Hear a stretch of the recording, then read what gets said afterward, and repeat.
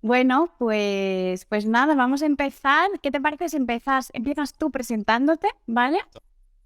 Y luego ya sigo yo. Buenas a todos los que estén aquí en este directo. Pues yo soy Joaquín Puerma, yo soy médico endocrino, trabajo en Madrid y trabajo tanto en público como en clínicas privadas. Trabajo de forma online. He estado últimamente en este año de cuarentena, he estado metiéndome a España en redes sociales, compartiendo material, haciendo cosas. Y la verdad, ha sido una de las mejores decisiones que he tomado. Porque todo lo que tú das, luego al final lo acabas recibiendo y es súper, súper bonito el cariño de cuando haces unas cosillas que como son como pequeñas sesiones que haces para tu servicio, lo haces. Sí. Y la verdad es que se agradece un montonazo. Y nada, me gustan mucho los temas de peso, de tiroides, de diabetes. Y luego también, pues poco a poco, cuanto más me he metido en Instagram, más me ha gustado el tema de las hormonas, de la menorrea. Es un tema que tenía un poquito descuidado, pero poco a poco lo he ido metiendo más. Sí, además es un tema que vemos, bueno, nosotros los quienes lo vemos un montón, pero además es un tema que es de un abordaje como más multidisciplinar, porque al final la solución no está, como se piensa muchas veces las mujeres, en pues vamos a dar pastillas, ¿no? Entonces me gustaba la idea de hablarlo contigo porque creo que desde el punto de vista también endocrino podemos aportar un montón. Entonces, bueno, me presento yo así un poquito rápido, que muchas ya me conocéis. Yo soy Lorena Segano, la persona que está detrás de Hello Jean, soy ginecóloga. También hago obstetricia, pero sobre todo me dedico más a la parte de ginecología en general. Y nada, un poquito como tú, Joaquín, también me puse en redes sociales el año pasado, en realidad prepandemia, pero bueno, en todo el tema de la pandemia ya me vino fenomenal, pues para ayudar a, bueno, pues a hablar de esas cosas de ginecología en un momento en el que además la gente no podía ir al médico. Y este tema también para mí era un tema especial que tenía ahí en la recámara hacía tiempo y digo, bueno, a ver cuándo lo voy a tocar. Y nada, vamos a explicar un poco de qué va el tema. Entonces, hoy vamos a hablar de amenorrea, ¿vale? Entonces, la amenorrea es la falta de regla, ¿vale? Y causas ahí un montón. Realmente, aquí está la dificultad también, porque no muchas veces se solapan algunas otras con algunas otras patologías y hay que desgranar muy bien en cada paciente qué es lo que hay detrás. Entonces hoy nos vamos a centrar más en la menorrea central, ¿verdad? Vamos a hablar más del lo que llamamos la menorrea hipotalámica funcional, pero sí que es verdad que bueno, que también recibe otros nombres. Y sí que vamos a comentar un poquito pues cómo lo diagnosticamos, eso, qué pruebas hacemos, cómo lo podemos tratar, ¿no? De qué se trata. Y igual también podemos contestar al final, si te parece, algunas preguntitas de algún comentario que tenía en el post o bueno, las preguntas que surjan. Que vayan surgiendo son generales y pueden ayudar. Pues, Exacto. Pues nada, concepto básico de amenorrea es la falta de regla. Ya sabemos también que la falta de regla se da en situaciones pues, fisiológicas, embarazo, lactancia, la menopausia, pero también se da en situaciones que no son tan fisiológicas, tan normales, que es lo que vamos a hablar hoy. Y luego también la diferenciamos en primaria o secundaria. La primaria es aquella que, pues la típica chica que no le viene la regla y ya tiene más de 16, y la secundaria es aquella en la que la mujer ya ha tenido ciclos hormonales normales, pero de repente lleva 3 meses o más que no le viene la regla. Vale, entonces, hecha un poquito la introducción, si te parece, te dejo paso a ti y nos explicas un pelín más la menorrea funcional. esto es un poco complicado porque básicamente explicar la menorrea, hablar de una menorrea delante de una ginecóloga, se habla de insulina delante de un endocrino, pero bueno, Bueno, bueno, vamos haciendo así un poquito de... no te preocupes, hacerlo bien. A ver, causas de menorrea, nosotros decimos primaria y secundaria, también se puede, y a veces un poco da un poquito de lugar a la confusión, primaria y secundaria, a dónde se produce la menorrea. Si la Mm, menorrea es producida por una insuficiencia en los ovarios, también se puede decir un poco primaria cuando sí es central, que cuando decimos central no decimos del centro del cuerpo, decimos del centro de lo que es la hipófisis, luego el hipotálamo, ¿vale? Que son los centros que tenemos dentro de la cabeza para regular nuestra hormona sexual, la hormona sexual femenina, vamos a hablar de femenina, o la hormona sexual masculina. Esa glandulita que tenemos dentro de la cabeza, se llama la silla turba en el sitio donde está, pues crea unas hormonas que se llaman FSH y LH. Son las hormonas hipofisarias que nosotros medimos, por ejemplo, el tercero y el quinto día de regla. Y vamos viendo qué niveles tienen. Eso es lo más importante de tener. Cuando tenemos amenorrea, pues realmente nos da un poquito igual, ¿vale? Porque no tenemos un periodo en el cual tenemos la regla para se puede posponer en cualquier momento del ciclo. Un poquito igual y vamos a ver por qué motivo. el cuerpo, en general, tenemos que pensar que es una máquina moderadamente muy bien hecha. Hemos vivido durante todo el tiempo y la evolución nos ha hecho muy buena. Entonces, pues, tenemos que pensar que el cuerpo solamente tiene rota una parte. Entonces, tenemos que pensar que si la FSH de H está muy alta, muy alta, muy alta, significa que la cabeza, no, lo que tenemos dentro de la cabeza, no funciona bien y está como chillando a los ovarios para que funcione. Y eso puede pasar con la menopausia, como puede pasar, por ejemplo, cuando los ovarios no funcionan por insuficiencia ovárica. Eso sería la primaria, pero no sería la central, que es la que hemos venido a hablar. Cuando nosotros, que es central, vemos que la FSH está bajita, o incluso cuando es lo peor de todo, desde el punto de vista de los médicos, claro, para diagnosticar, la tenemos normal o normal tirando bajita, que es cuando nosotros nos cuesta un poquito más verlo, porque también es que es más difícil. Entonces tenemos esas hormonas que no llegan a dar la formación lo suficiente como para llegar abajo y crear eso. Eso sería la menorrea secundaria o la menorrea central en la cabeza. Y luego dentro de ellas pues hay diversas, que ahora vamos a hablar. Por ejemplo, pueden ser problemas genéticos, sindrómicos, todo tiempo, pues, puede ser primario. Podemos tener que lo hayamos causado por fármacos, lo hayamos causado por alteraciones endocrinológicas, que ahí estaría mi papel para diagnosticarlo, o por ambiente social. Ambiente social pueden ser varias cosas, que nosotros no seamos deportistas de alto rendimiento y nos demos mucha caña a nuestro cuerpo, ahora hablaremos de eso, que estemos pasando por un bache malo, muy prolongado, que también hace que nos alteren nuestras hormonas, o que tengamos muchos machos malos, o incluso decir que propiamente depresión la palabra. Eso sería una más frecuente. Hay otras, pero esas son las más frecuentes y las que podemos hablar. Totalmente, sí. Me lo has explicado fenomenal. O sea, yo creo que no lo habría podido hacer mejor. Sí. Claro, yo también cuando veo una paciente con una menorrea, lo que me gusta es como me centro en varias partes, ¿no? Venimos a hablar de la central, pero simplemente para repasar un poquito las otras causas, que lo has dicho muy bien, es, por ejemplo, cuando tenemos el problema abajo del todo, ¿no? En el útero. El otro nivel es el ovario. Y el otro nivel ya iríamos en nivel hipotálamo, hipófisis. Entonces, sí, nosotros, por ejemplo, a nivel ginecológico, pues sí que tenemos que descartar también que no sea a nivel uterino. Malformaciones lo vemos más en chicas que no les ha venido nunca la regla, pero sí que también hay algo que se llama el síndrome de Asherman, que son sinequias, bueno, ya lo conocerás, son como cicatrices que se forman dentro del útero cuando ha habido muchas cirugías del endometrio, como legrados, por ejemplo, y eso también puede hacer que no venga la regla. Si miramos, por ejemplo, en el nivel de los ovarios, pues ahí podemos encontrar lo que ya has dicho, fallos ováricos prematuros, ¿no? Menopausias precoces, a veces también fallos ováricos prematuros, pues pacientes que han recibido quimioterapia y que les ha podido como eliminar la reserva ovárica que podía quedar, o también el síndrome de ovarios poliquísticos, que este también es otro diagnóstico y aparte, que podríamos hablar, ¿no?, largo y tendido del tema, y que muchas veces se confunde con amenorrea. A veces como uno de los síntomas es ese, que no venga la regla, a veces hay como se solapan ahí, ¿no?, las dos entidades y a veces también da la sensación que nos centramos en que una paciente tiene que tener este diagnóstico y la tenemos que encasillar en esto y no es así, porque en la práctica clínica, bueno, y más en la endocrinología, con todos los cambios hormonales y todo pues este sistema de engranajes tan perfecto que tenemos, está todo englobado. Y a veces pues hay más cositas que tenemos que investigar. Y luego quería comentar también en cuanto al tema de esto de la amenorrea funcional que has comentado, como estos puntos que has dicho que son muy interesantes, ¿no? El primero es cuando hay el factor del estrés, de la ansiedad, porque esto yo me lo encuentro un montón. Hoy en consulta he visto 2 chicas con esta situación, ¿no? Llevaban 4 meses que no me viene la regla y empiezas a indagar un poquito, empiezas a rascar y ahí pues hay un tema de ansiedad, hay un tema de estrés brutal. Y lo peor sobre todo, y busca de fertilidad, es que yo lo veo mucho como un ciclo vicioso que se va haciendo cada vez más. No me viene, me agobio porque no me viene, me agobio más porque no me viene, entonces vamos creando más ese tipo de cosas y a veces pues toca un poco pararse un poco, no mirar tanto la analítica y decir, oye, mira, tal porque tal y esto va a ocurrir. No hemos visto nada malo, nada horroroso, esto va a acabar ocurriendo. Entonces tranquilizar un poco a veces es aprendido.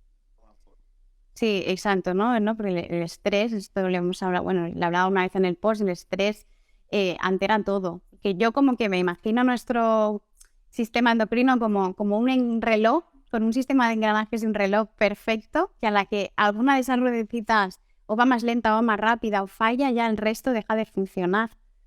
Porque nuestro sistema endocrino tenemos que pensar que una de las cosas que más causan enfermedades es que tenemos un cuerpo, tenemos un móvil, cuando estoy hablando del siglo 2000, unas ideas quizás un poco más tirando para el medievo, parecido al medievo, un cuerpo que se ha creado para estar en África bajando del árbol, básicamente. Entonces, Sí, nuestro cuerpo entiende que yo me quiero quedar embarazado, que tengo 35 años. Nuestro cuerpo lo que entiende es, me está buscando un león, me está buscando un lobo, exacto, embarazado. Entonces, exacto. prioriza, la forma que hace, prioriza ciertas hormonas respecto a las hormonas sexuales femeninas que son como sexuales de cualquier tipo, que son como las Ujú. últimas. Puedo vivir sin reproducirme, puedo sin tener ese plus para salir corriendo. Y lo que acaba entendiendo nuestro cuerpo, y al final acaba pasando eso. Y eso es lo que acabamos viendo. Cuerpo del casi. Sí, sí. No, además es que es así, ¿no? Yo también lo explico como, nos guste o no nos guste, nuestro cuerpo está diseñado para que la especie se perpetúe. Y nuestro sistema, nuestro ciclo menstrual, que lo llamamos menstrual, pero en realidad el evento más importante es la ovulación, porque es el que nos permite realmente ese objetivo que tenemos, ¿no? Como especie, que es evolucionar y perpetuarnos. Entonces el cuerpo es muy sabio y al final la ovulación es un proceso también energético que consume y consume mucha energía y necesitamos que nuestro cuerpo funcione bien. De la ovulación, que eso sí que consume energía. Bueno, sí, sí es exitoso todo el proceso. Exacto, entonces el cuerpo, si hay algo que no está funcionando bien, lo ve como una amenaza y está claro que va a preferir invertir los recursos metabólicos en la supervivencia y no en la reproducción, ¿no? Y de ahí tenemos muchos de los problemas.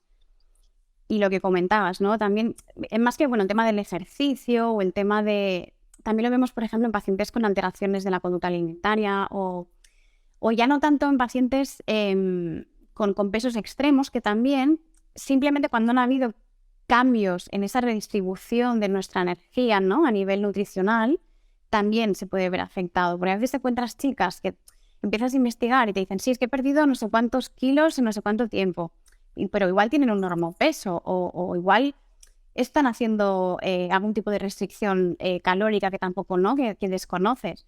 Y a veces es el problema ya no es tanto he perdido tanto porcentaje de grasa o me he adelgazado tantos kilos, sino es el nivel de energía que lleva, ¿no? O sea, lo que llamamos ahora no me sale, el gasto energético.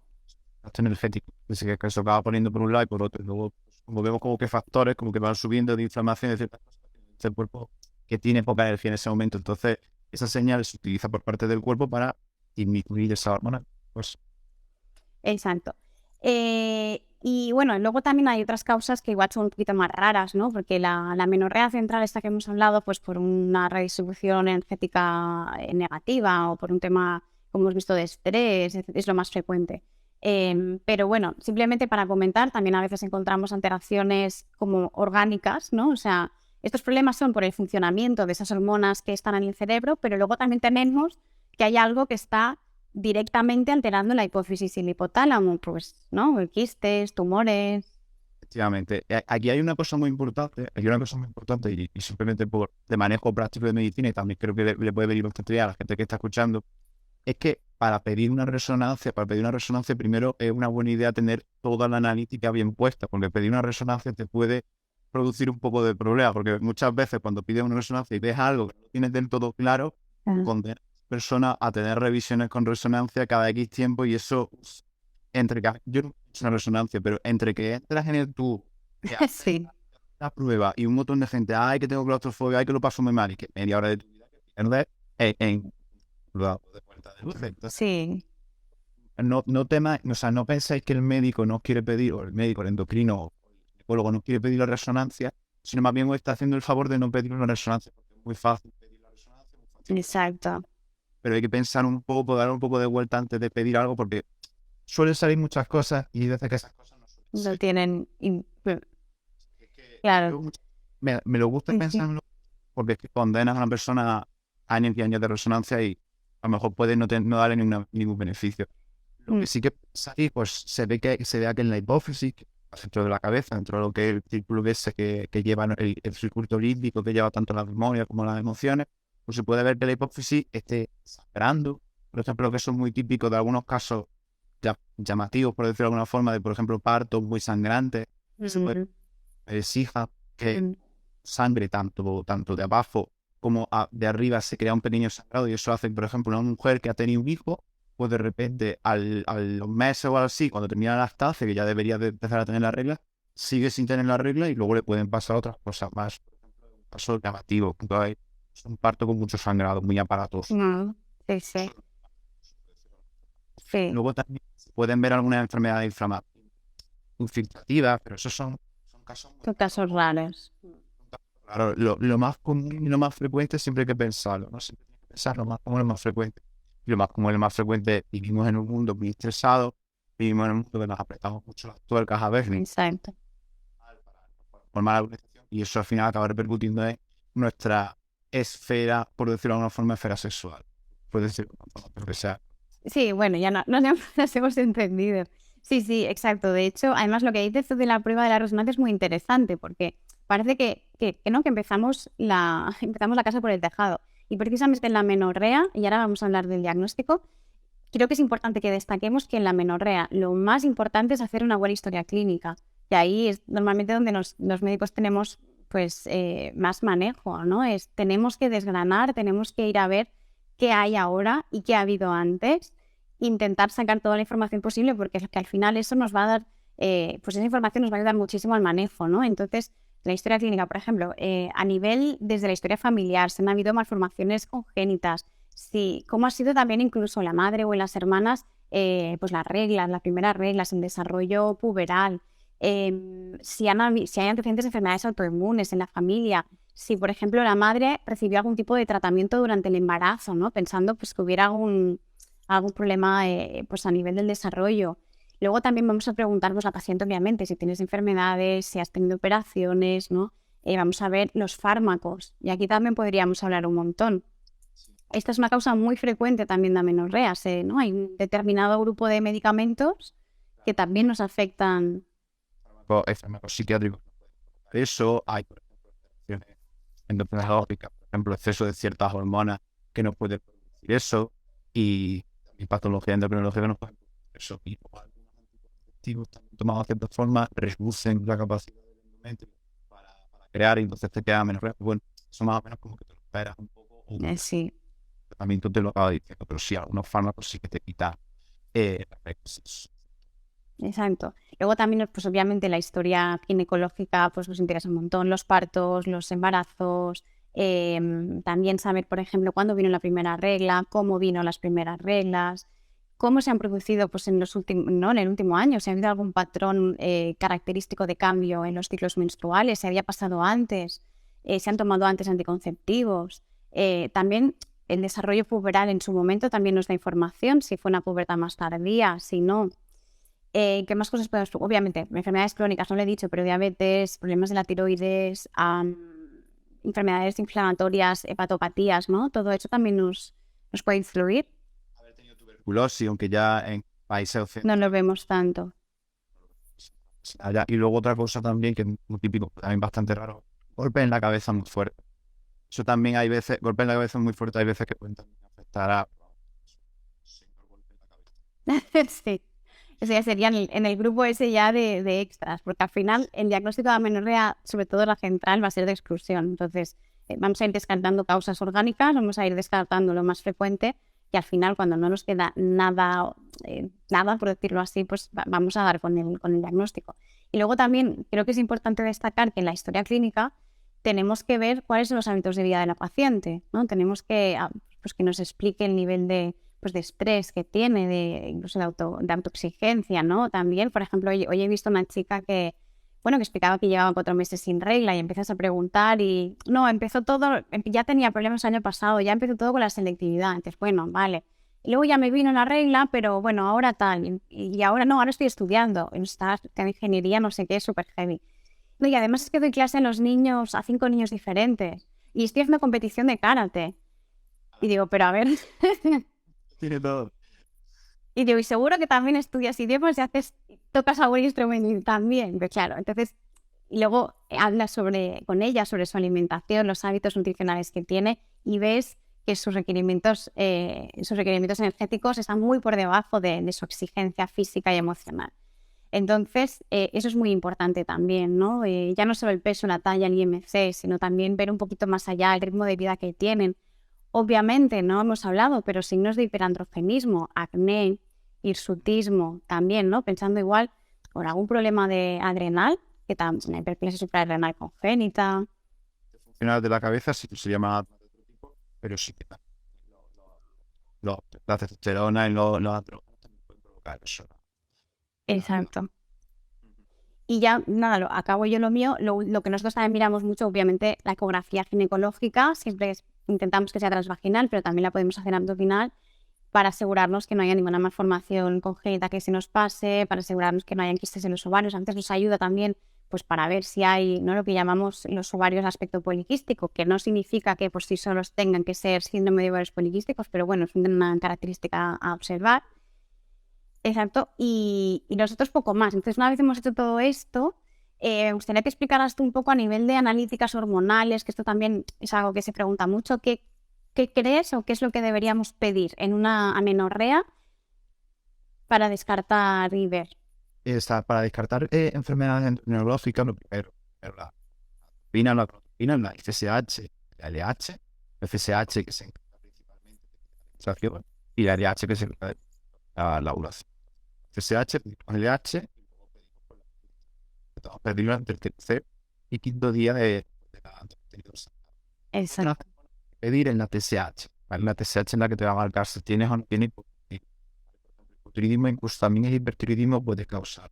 Cuando uno tiene desajuste de la función tiroidea, pues puede causar de forma secundaria a ello algunas alteraciones de peso de corazón. Entonces, por ejemplo, el hipotiroidismo, una TSH de 6, una TSH de 7, hay ocasiones, no muchas, que puede ser como que el primer signo que pueda expresar esa amenorrea. Entonces, a lo mejor sería una posible indicación de tratamiento. Lo tratamos, incluso con eso, y algunos cambios en el estilo de vida, con eso mejora bastante la Luego también tratando el hipertiroidismo. Luego otra hormona que hay que pedir, que no está mucho en lo que es en las guías clínicas, es el cortisol. Cuando uno tiene exceso de cortisol, el exceso de cortisol también altera los picos, flujos cíclicos de GnRH, que es como la hormona jefa de las jefas, que básicamente como la superjefa, Sí. la GnRH, que también sube la FSH-LH. Entonces, esa hormona cortisol, pues la exceso. Pero eso solamente hay que pedirlo en gente que pueda tener ese aspecto, que tenga un aspecto como de cara hinchada, de que tenga muchas estrías, de que tenga el cuerpo más grande de abdomen que de pierna, musculatura un poco fina. Entonces se pide y vemos, incluso lo que podemos pedirlo dentro de nuestro hipofisario, el cortisol. Luego otra cosa que hay que pedir es prolactina. La prolactina, cuidado. Hay que tener mucho cuidado, no porque no queramos tirar prolactina, sino porque la prolactina, yo la digo así, es una hormona muy tonta. Es una hormona muy tonta. A fe que yo le diga eso, pues me da de comer. Pero Es verdad. cuando la pincha, solamente el hecho en sí de pincharla con una aguja, que es como vamos a saber cómo está la prolactina, pues eso ya es un estímulo para que la prolactina suba. Y sobre todo si, por ejemplo, si la enfermedad te ha hecho mucho daño, si tú tienes mucho miedo del pinchazo, que es normal porque pueden ser tus primeros pinchazos, pues eso va a hacer que tú estés más tenso, que la prolactina te suba más. Entonces hay que pedirla, normalmente hay que intentar pedirla de una forma mejor, que con vía intravenosa, pues, esperando 20 minutos, la gente relajada, todo bien, que a veces no suele ser la misma. Si tenemos una muy alta, marcadamente alta, no un poquito más alta que los valores, sino en plan 100, 200, pues ahí ya podemos pensar que sea una alteración microprolactinoma o macroprolactinoma que esté causando más prolactina, que eso altera la FSH-LH y la GnRH. Entonces ahí sí habría que pedir una resonancia hipofisaria para ver si tenemos un pequeño bultito en la cabeza, dentro de lo que es la hipófisis, pequeñito, que nos altere nos dé amenorrea. Esas serían las hormonas habituales que se suelen pedir. Luego también se puede pedir andrógenos suprarrenales, de hidroepiandrosterona, androstenediona, y luego unos andrógenos suprarrenales del síndrome de hiperplasia suprarrenal con G, que la 17 UH progesterona. Exacto. Un poquito más alto, pues ya hay que investigar ahí. Pero eso ya sería un poco más como de parte de abajo, no tanto de la cabeza. Exacto. Que son interesantes pedir, por ejemplo, ferritina, proteínas, si tenemos la ferritina un poco elevada o las proteínas un poquito bajas, pues eso nos puede orientar a una cosa que dicen la tríada funcional del atleta. Es decir, tener la ferritina un poquito alterada, las proteínas un poquito bajas, que eso te hace pensar que pueda ser por un origen de causa secundaria o por estrés. Y es bastante interesante también verlo. Luego, más cosas en la analítica de pedir, pues realmente la insulina también. Eso, te iba a preguntar ahora por esta. La insulina, intentar siempre pedirlo, o se puede calcular más fácil. Insulina con glucosa y calcularse el POMA, pero muchos ordenadores te acaban calculando el POMA, que es simplemente ver un coeficiente para ver si tiene resistencia a la insulina o no, que ya entraría dentro de la disfunción del conjunto del cuadro de disfunción del síndrome de ovario poliquístico. Y luego más cosas, pues no sé. No, así de primera no se me ocurre. Vale, no, bastante completos, sí. Claro, nosotros también muchas veces también pedimos ya analítica, porque al final es lo que decimos, la analítica nos va a dar información de descarte, ¿no? Vamos a descartar, pues eso, lo que hemos hablado, pues problemas de la tiroides, que si la hiperplasia suprarrenal congénita, que podemos descartar un hiperandrogenismo en contexto de un shock, pero la mayoría de veces lo que no vamos a encontrar es que, pues lo que decíamos, ¿no? Que en la analítica tampoco vemos grandes alteraciones. Entonces, una vez descartadas estas cosas, descartada también la hiperprolactinemia, ¿no? Que no lo hemos comentado, pero bueno, la prolactina es una hormona que también se produce en la hipófisis, que cuando está elevada y que se puede elevar pues, con muchísimos fármacos, digamos que nos inhibe el proceso de ovulación, ¿vale? La prolactina está encargada de la lactancia, pero también, como vemos, se eleva en otras circunstancias. Pues más allá de esto, ¿qué es lo que no vemos? ¿Qué es lo que vamos a ver? ¿No? A nivel de la analítica hormonal, muchas veces es... Mira, aquí tenemos eso es una pregunta muy interesante de Claudia Garcesco, es sobre la leptina. Y es verdad que eso también es una duda que yo tengo, a ver si nos lo puedes aclarar, Joaquín. Claro, la seguridad social, ya digo que pocas veces podemos pedir estas cosas, pero parece que no. Leptina es una prueba, sobre todo que para laboratorio privado, es una prueba que hay que pedir muy tarde. Yo también la he pedido, pero para otras cosas relacionadas con déficit de leptina, de un tipo de diabetes muy bestias que puedan tener. O sea, la leptina, lo único que pasa es que si la tenemos un poquito alterada, pues sí podemos ver que baja disponibilidad energética. Entonces, la leptina es como una de las hormonas que nos regula lo que es el apetito, no creo lo que si la tenemos alterada, pues también tenemos alterado el apetito y el hambre, y eso hará que tengamos una baja disponibilidad energética. Si explicado un poco rápido y nada. Vale, no, ha quedado claro, yo creo. Entonces, lo que decíamos, analítica, una vez descartadas estas causas de otros problemas pues, endocrinos, normalmente a nivel hormonal, en la mayoría de amenorreas funcionales que no llevan tampoco mucho tiempo, no solemos ver grandes cambios. Como lo que decías antes, la FSH puede estar, a veces está bajita, pero en la mayoría de casos está normal. La LH también suele estar normal y en algunos casos ya más extremos o amenorreas que llevan mucho tiempo, sí que vemos que estas dos hormonas, FSH y LH, están mucho más bajitas, que nos están indicando que están inactivas, por decirlo así, es como que el eje está inactivo. Y lo que vemos también, y esto es un problema como secundario de toda esta alteración de la amenorrea, es estrógenos bajos. Y esto es otra de las cosas que quizás tenemos que parar más atención, porque al final la amenorrea nos lleva a esto, nos lleva a un estado de hipoestrogenismo. Y en los estrógenos bajitos, pues también sabemos que los estrógenos están vinculados a 80.000 procesos de nuestro cuerpo. Yo creo que tenemos receptores de estrógenos prácticamente en todas partes, pero sobre todo también están ligados a la densidad mineral ósea, ¿no? Nos pueden dar a la larga problemas, bajar esa densidad mineral ósea, nos pueden dar problemas de osteoporosis, bueno, osteopenia y osteoporosis. También podemos encontrar pues, más riesgo cardiovascular, que nos cambie ese perfil lipídico de colesterol, empeorando pues, ese riesgo también cardiovascular. Y también en función de ese grado de hipoestrogenismo que encontramos, pues valoraremos el tratamiento.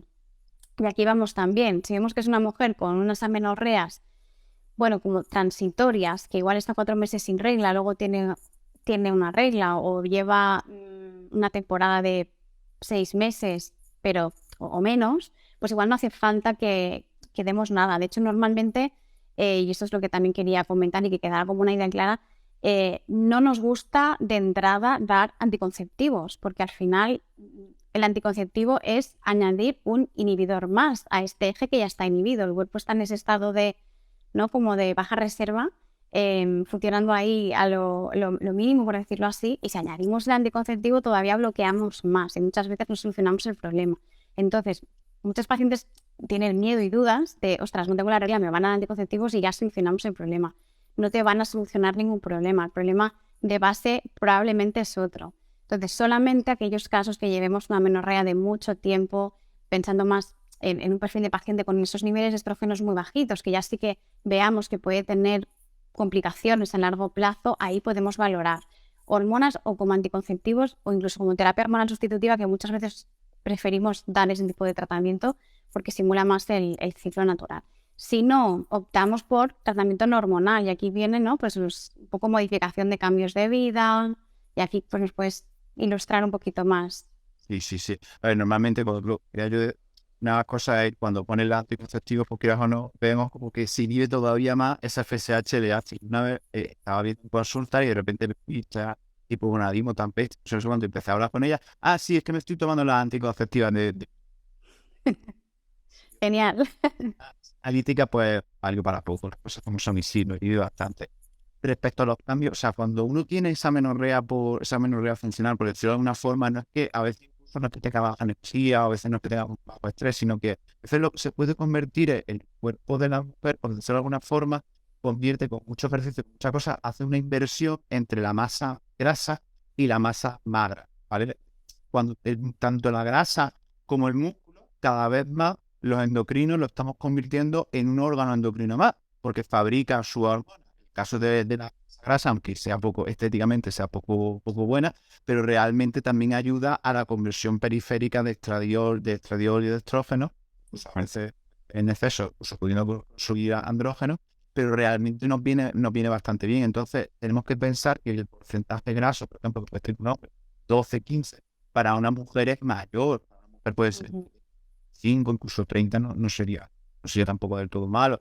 Entonces, ese porcentaje de masa grasa, si la bajamos mucho, estamos cambiando el ambiente hormonal que tiene la mujer, el ambiente de estrógenos que puede tener, haciendo que tenga menos. Si luego también musculatura, pues también puede hacer eso. Entonces, muchas veces, tanto no del todo ganar peso, pero tampoco ese tipo de cosas no ganarlo, sino aumentar de alguna forma la masa grasa, para intentar que con ese órgano nuevo más meter más hormonas sexuales. Entonces, respecto a modificaciones del estilo de vida, lo que nosotros solemos intentar hacer es dieta un poco antiinflamatoria, añadiendo ciertas grasas que puedan ayudar, a grasas porque también tiene cierto muy buen componente energético, grasas saludables, 3 que reduzcan la inflamación que a veces pueden tener, tanto 3 por agobio, por exceso de ejercicio, y eso va a ayudar a todo ese tipo de cosas, y luego al mismo tiempo pues aumento de las calorías de las calorías de la dieta, de una forma controlada, de una forma presentándola de una forma saludable, porque no quiero solucionar una menorrea haciendo que la gente deje de hacer ejercicio. Yo pienso que es saludable o haciendo ese tipo de cosas. Se puede aumentar de peso de forma saludable metiendo más frutos secos, cambiando quizá el agua por la leche y ese tipo de durante un tiempo puntual, ajustando en las macros con un porcentaje, aumentando de forma lentita, en plan 200, 500 kilocalorías respecto a lo que ella necesita, ya sea con mucho ejercicio, poco ejercicio, muchísimo ejercicio, que es lo que se nos acaba haciendo, metiendo un poquito más de calorías.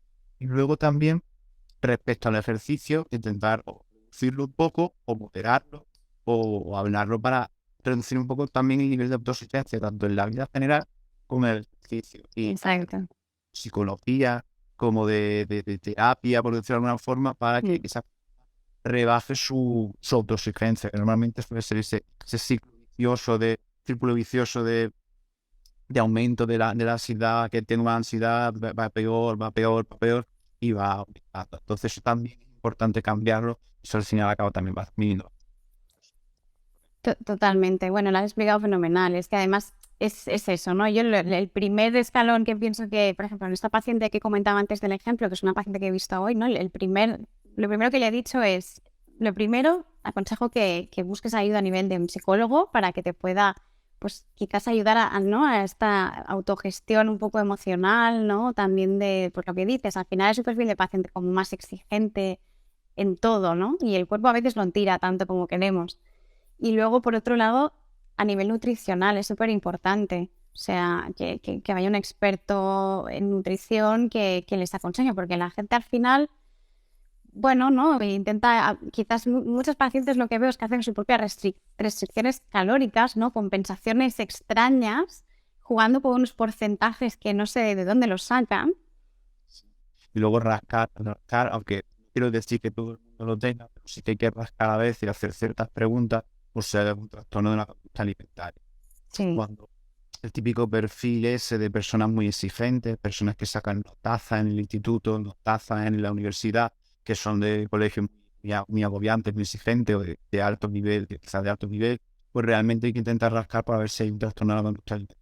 Y es verdad que a veces se puede forzar un poco más, son deportes que necesitan tener cierto tipo de peso o cierto tipo de cuerpo, pero de alguna forma para puntuar mejor o para mejor o para competir el de comunidad autónoma o a nivel nacional, porque aún no te piden ciertos cuerpos, cierto peso o cierta cosa para competir. Entonces, quizás o no, eso puede hacer clic de forma mala, por decirlo de alguna forma en la cabeza, aparte de un poco de trastorno conductual. No quiero decir que todas lo tengan. No, pero hay que buscar, hay que intentar indagar, por eso no la historia clínica es tan importante, es preguntar, hablar con la paciente, tener la confianza, investigar su estilo de vida, sus hábitos, su manera de ser, ¿no? Ahí tenemos que hacer un poco de psicólogos también, porque al final es lo que tú dices, que es que no tienen que dejar de hacer ejercicio, no tienen que cambiar, sí que hay que modificar muchos hábitos alimenticios, pero al final es igualar un poco pues ese gasto energético, ¿no? Es decir, si haces tanto, pues tienes que consumir tanto. Y al final,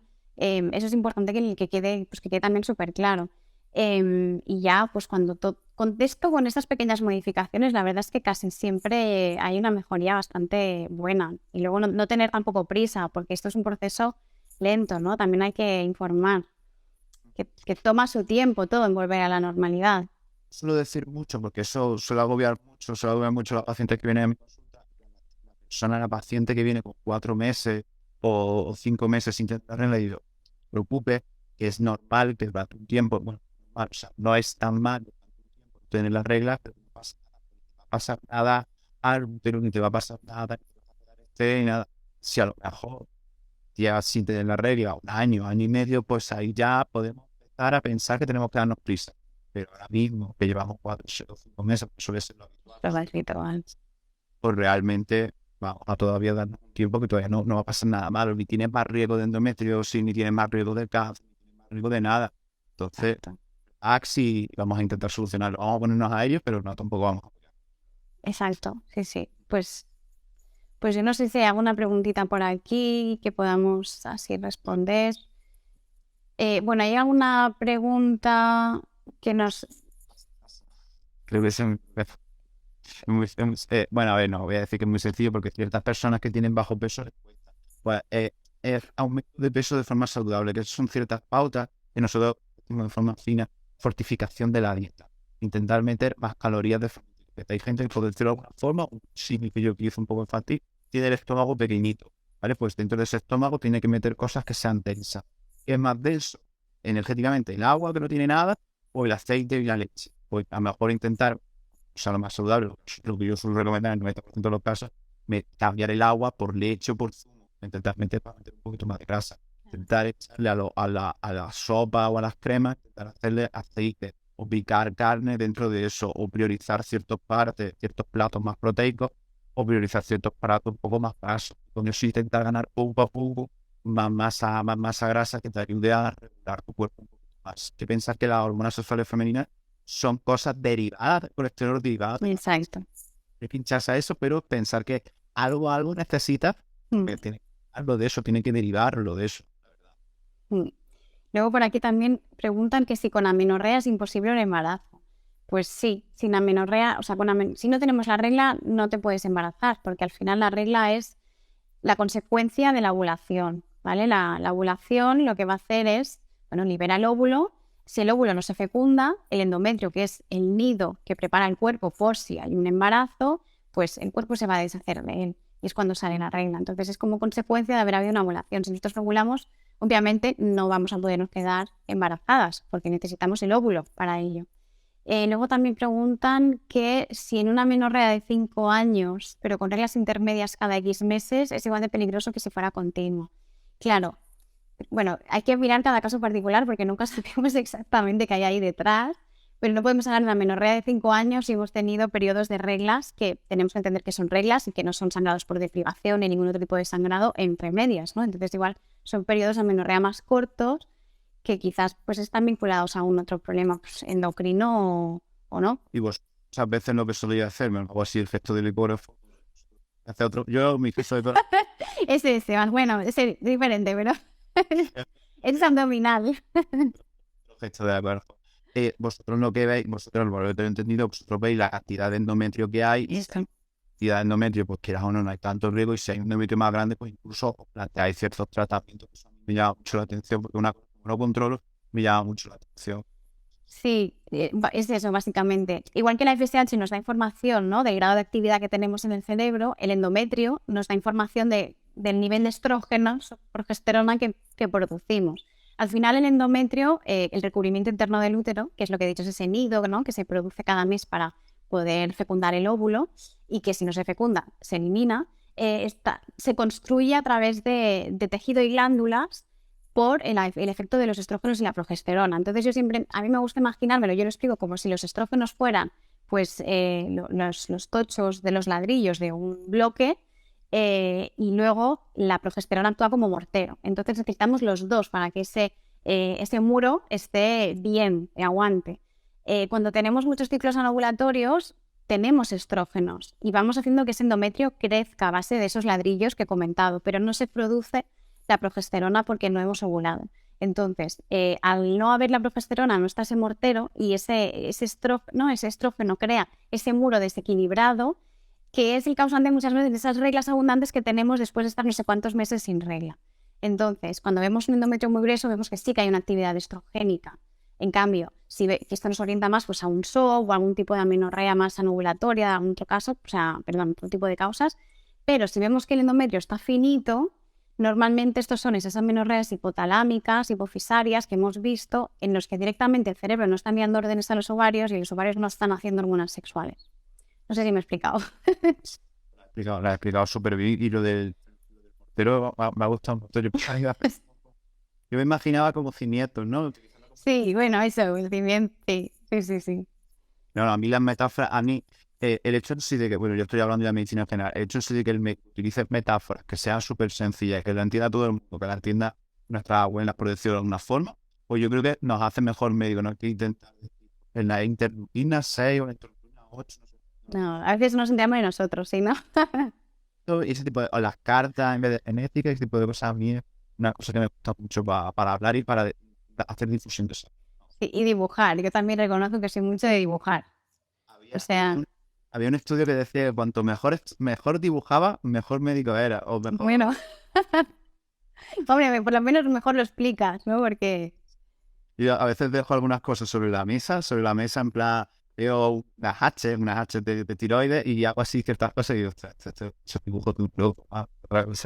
sí, bueno, pues debe funcionar. A mí muchos pacientes se los llevan, ¿eh? Con lo cual digo, ¿me puedo llevar? Sí, si te va bien, te lo puedes llevar. Cuando se lo llevan los pacientes, eso significa. Vamos a seguir, si quieres, mirando. Sí, otra pregunta por aquí es que si la amenorrea hipotalámica puede ser consecuencia de un aborto o de un legrado. No debería. No tiene, en realidad no tiene nada que ver, ¿no? Una pérdida gestacional con una amenorrea hipotalámica, no. Puede ser, vamos, cada caso, y esto es claro, pero realmente sí, un aborto, ciertas cosas que te han pasado por la cabeza, que te pasan por cierto estrés, ciertos agobios, eso está provocando más la hipotalámica. Eso podría ser. Es lo que, además, es un comentario también de una compañera por aquí, de Claudia, que es cierto, que es un tema muy complicado, cada paciente es un mundo, y que hay que tener un enfoque, como dice, sí, biopsicosocial. O sea, al final no solamente es el médico con la analítica hormonal, con no sé qué, eso simplemente nos va a dar información para descartar. Necesitamos de muchos otros profesionales, de un perfil muy amplio de la paciente para conocer qué se está pasando en su vida a nivel psicológico, ¿no? Biológico también, para poder afinar, porque cada mujer es un mundo en todos los sentidos, pero en la amenorrea todavía más. Y hay se solapan tanto muchas entidades que es un tema especialmente complejo. Y que luego el tratamiento en cada mujer va a ser muy diferente también. Es que todo va un poco encaminado a eso. Hay que individualizar muchísimo cada caso, escuchar muy bien a la paciente, ir descartando las causas pues más frecuentes y enfocar el tratamiento en lo que necesita. desde parches de hormonas y parches de terapia sustitutiva, pastillas, hasta la medicina más clásica de vete a un retiro a la playa o a la montaña. Pues, bueno, sí, sí, sí, cambios de estilo de vida, pues en general eso. Bueno, pues yo creo que hemos ya hablado lo mejor que hemos podido de este tema. Y nada, simplemente quiero agradecerte a ti, Joaquín, pues, por estar aquí, por tu sabiduría, por compartir con nosotros todo lo que sabes, que la verdad es que has explicado cosas súper interesantes. Agradecer a todas las que estáis, a todas y a todos que estáis ahí en el directo escuchándonos y a las que lo verán en diferido. Y nada, pues eso, muchísimas gracias. Un saludo desde Barcelona. Ay, no sabía que estaba. ¿Sí estoy en Barcelona? Sí. Pues yo un poco de saludo desde la otra ciudad, de Madrid, Desde Madrid. desde la península. Pues nada. Muchas gracias por invitarme, muchas gracias por la oportunidad de este directo y me gusta mucho y sobre todo lo que más me está gustando de los directos de Instagram es que persona con la que hablo, persona con la que aprendo muchísimo. Aparte de que me lo paso bien, me pongo un poco nervioso y tengo que preparar muchas cosas porque a veces quiero hacer lo mejor posible, pero sobre todo aprendo muchísimo y ciertas cosas que has dicho, pues he aprendido. Sí, la verdad es que para mí eso es de lo mejorcito de Instagram, poder hablar con la gente y conectar de esa manera a tantos niveles. Así que nada, lo dejamos aquí. Buenas noches a todos y nada, que vaya muy bien. Chao.